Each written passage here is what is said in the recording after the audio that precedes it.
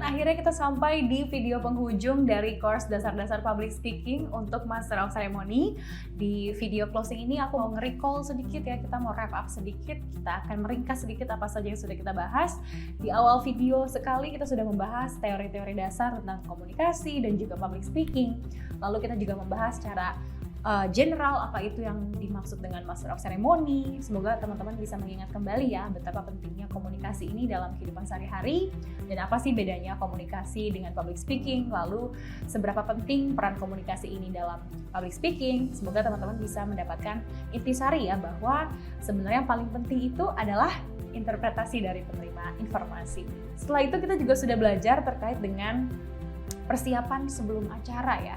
Apa saja yang harus kita persiapkan, bagaimana cara kita melakukan riset, bagaimana cara kita memahami ide, general idea, gagasan utama dari acara tersebut, lalu bagaimana cara kita memahami audiens, cara kita memahami pola pikir mereka, cara kita memahami sudut pandang mereka, sampai dengan cara membuat cue card, rundown, dan juga naskah MC sebagai persiapan kita, sebagai landasan kita untuk memandu sebuah acara. Itu semua yang dilakukan di pra-acara atau persiapan sebelum acara.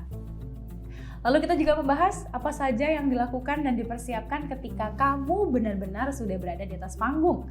Bagaimana cara menguasai skill komunikasi, bagaimana memahami sistem representasional manusia, bagaimana cara manusia mencerna informasi melalui indera mereka dari visual, lalu auditori, lalu kinestetik. Kita juga sudah mengetahui apa saja yang harus dilakukan agar tentunya kita bisa memaksimalkan proses penerimaan informasi ini dengan baik oleh audiens.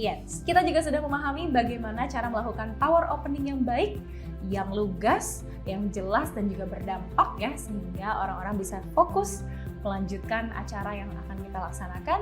Lalu bagaimana etika mempersilahkan para pembicara dari mulai acara formal, semi formal sampai dengan non formal. Lalu kita juga sudah mempelajari bagaimana cara menutup acara dengan berdampak ya. Kita juga belajar tentang power closing, apa saja yang harus dilakukan, apa saja yang ada di bagian penutupan MC.